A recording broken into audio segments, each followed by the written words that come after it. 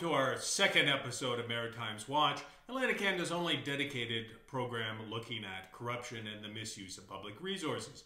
I'm your host, Don Bowser, the president of Impact, a local NGO that looks at corruption and other issues. Tonight's episode is called Rocket Men, and it's going to be a little bit more complicated than usual. It's a tale about Ukrainian-Canadian cooperation, and hence why I'm wearing my Vyshyvanka tonight. All right. Nova Scotia seems like it has everything, right? Fantastic beaches, great towns, beautiful woods, pretty much has everything. What is it missing? A spaceport. That's right. The one thing that Nova Scotia probably needs is a spaceport, right? And this is what we're going to look at. There's a large-scale project that's looking at building a rocket launch facility in Canso, Nova Scotia. Why Canso? I would have thought that Stewiacke probably would have been a better location, given that it's halfway between the North Pole and the equator. But the site that was selected for launching rockets in eastern Canada is in Hazel Hill near Canso. How was this site selected? Well, it was gone through a competitive process, allegedly, by a company that was set up in Halifax called Maritime Launch Services. Maritime Launch Services is a company by an American rocket business developer, John Isla, who was working at the time for a Ukrainian company called Yuzhnoye. Yuzhnoye is the state design bureau of the rocket building facilities of Yuzhnoye and Yuzhmash in Ukraine. So at the behest, or at least under the auspices of Yuzhnoye, John Isla set up Maritime Launch Services. So, must be a big company, right? Well, not quite. It was started with Isla himself, didn't have the resources and the manpower to do things just by himself. He brought in a company called United Paradigm Corporation, which was fellow rocket men from the US who had been working together with him on different projects. So Maritime Launch Services was established in 2016. It has an office in Halifax, or at least has a representative office in Halifax. And this company has set out for a very ambitious project of $111 million investment in eastern Nova Scotia. Canso, like the rest of Atlantic Canada, suffers from a lack of employment and the search for large-scale development.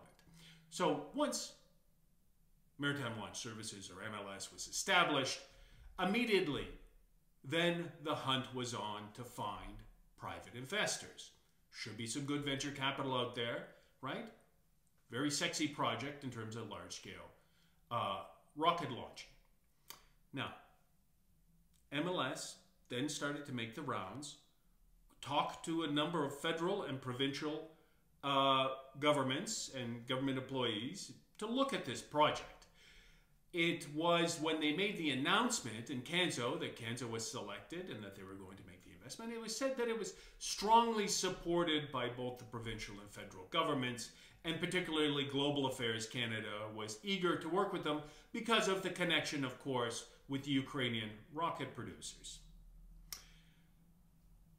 So MLS is forging ahead with two key Ukrainian partners, Yuzhnoye and Yuzhmash. Yuzhnoye is the front office of the Ukrainian rocket business. It's the one that does business development, it's the one that looks at financing, and they also supply the design for the rockets. Yuzhmash is the production facility. It's where they actually build the rockets. So MLS has gone ahead, looked around, gotten a number of key stakeholders on board, started to look for the financing. Sounds all good, right? Well, after the announcement that they were going to build in Hazel Hill, John Isla was eased out of the business. And that left us with just Yuzhnoye, Yuzhmash, and United Paradigm Corporation. Now, if the American side of this, if United Paradigm Corporation, which is a smallish type corporation that does a number of business deals in the rocket business, doesn't have the resources to be able for themselves to build this project, then surely the Ukrainian side would, right? Well, it's a very interesting story. Yuzhnoye is a very infamous company when we look at the rocket business. They've been involved in a number of international projects across the board. One is called Sea Launch, which was going to launch rockets from an ocean drilling platform. And there was also the Brazilian project, Alcantara, that was going to do the same thing that they're trying to do in Kansas, set up a space launch facility. Both of those projects failed, and failed rather spectacularly, and ended up in international legal disputes. Right, okay, so they didn't have much luck on their international projects. But surely the Ukrainian side does have a success in terms of their domestic and near neighbors policies. Well, the reason why the Ukrainians wanted to have a launch facility in Canada was because they have an ongoing conflict with Russia, so they've lost their ability to launch from the Russian space launch sites, and also the question of Baikonur in Kazakhstan. And also, the Ukrainian side needed to find partners that would be able to willing to help them put this together. Now, Yuzhnoye has a problem. It's rife, like the rest of the Ukrainian defense industry, with corruption and malfeasance. In fact, there's a dedicated webpage that looks at nothing but the corruption between Dektarov, the director of Yuzhnoye, and Yuzhnoye. So we have decades-long case after case after case of where the misuse of resources has been alleged with Yuzhnoye. And now there's a number of criminal cases as well. Not just from the Ukrainian prosecutor's office, but also from the military prosecutor's office, specifically looking at the misuse of state resources, even on military projects. That should be very concerning to everyone involved. Now, you would think that perhaps it was just a bad apple, right? Just one company that's not acting properly. But the history of Canadian and Ukrainian space projects goes a little bit beyond just this current project in Atlantic Canada. There's Ukrocosmos and the project Libid, which was going to build a satellite communications platform. Now, the Libid project was together with McDonald, DeWittler and Associates, our large Canadian space construction and engineering firm based in Montreal. Wait, a Montreal-based engineering firm? That sounds a little bit suspicious, doesn't it? Sounds a little bit like the SNC-Lavalin case. Right. So, MDA, as it's known, was involved with a project together with Ukrocosmos, getting money from Export Development Corporation of Canada, and then it was going to launch this satellite communications platform. How did that story end? Well, it ended up with $8.25 US going missing from the project and sent to a Cyprus-based account under the direction of the director and a consultant who's a former manager at Ukrocosmos. So what we see is this is an actual ongoing criminal case right now at the National Anti-Corruption Bureau of Ukraine, looking specifically at Ukrocosmos. So this isn't the first time that Canadian-Ukrainian space projects have ended up in this level of malfeasance. So you would think that would be sort of a warning sign. No. 2017, Canada and Ukraine signed a memorandum of understanding that they would cooperate together in space, and one of those key projects would be this Spaceport in Kansas.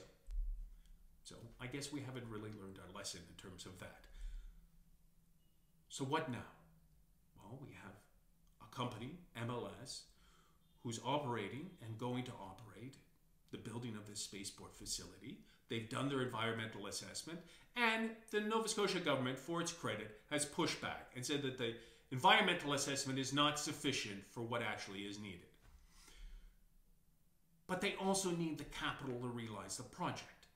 Now the problem is MLS has gone to the private equity market, and they've hired a lobby firm slash assistance firm that's going to help them try to mobilize the resources to be able to build this project, called Jacob Capital Investments.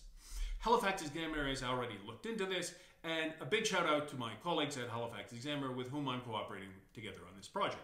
Now, the Halifax Examiner detailed how Jacob Capital Investments is not only looking for money from venture capitalists, but it is also looking for federal and provincial funding for this project. So we have lobbying that's gone on. We have allegedly the very strong support of Global Affairs Canada, Madame Friedland, the minister, has MLS has stated that she stands firmly behind this project, but we also have some of the local MPs. Not just the local MP, Roger Kushner, but also, strangely, an MP from New Brunswick, Elena Lockhart, whose portfolio really doesn't cover this. She looks at small business in terms of her responsibilities, which really doesn't cover a large-scale investment of a rocket launch facility. So MLS is trying to raise the capital, but seems to be having some problems with this. What do the venture capitalists know that we don't know? Another great concern. So at the end of the day, what are we left with? Well, we're left with some very dodgy Ukrainian partners who have a long history of corruption and malfeasance. We're left with a company that really doesn't seem that solidly based in Nova Scotia. The CEO, current CEO from United Paradigm Corporation, does not yet have his Canadian work visa, nor is he resident here. Their office appears to be just simply a mailbox office in downtown Halifax, administered by a local lawyer. So MLS doesn't seem to have the resources. They don't seem to be able to get the resources very easily. So what's going to happen if something goes wrong? As we've learned from the past, from things like the tidal projects, if these international consortiums run out of funds and something goes wrong, then who does the cleanup? The real issue here is this project is going to be built on Crown land. It has Crown land for the next 20 years. Who's going to do the cleanup after 20 years? Very questionable. As well, the projects don't seem to have the resources to be able to deal with any sort of potential disaster. Rocket crash, environmental disaster, something goes wrong, who's going to pay? It's not very clear. And then on top of this, we have the involvement of the Ukrainian space companies with their long history of corruption and malfeasance on international projects.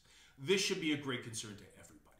And I really hope that after this truly comes out and we know the full details of the project, that both the federal and provincial governments will look very seriously at this project and see if they have the proper resources to be able to do it. If not, it's going to be another one of the long list of Atlantic Canada's failures and fiascos. There has been no shortage of these projects in the past that have gone south, and who always ends up holding the bag? It's the province, and by that, you, the taxpayers, that are responsible. Thank you for your time.